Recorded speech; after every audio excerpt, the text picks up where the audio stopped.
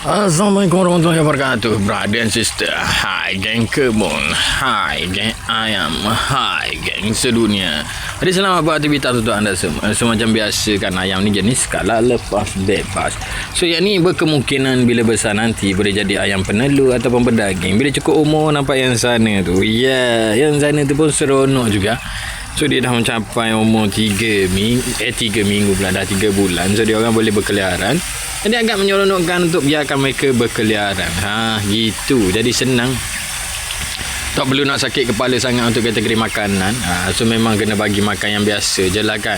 Kalau boleh bagi makan dedok, bagi makan dedok. Tak boleh bagi makan dedok, bagilah sisa-sisa makanan yang lain. So selain daripada itu adalah biarkan mereka bebas bermain di mana saja yang mereka inginkan.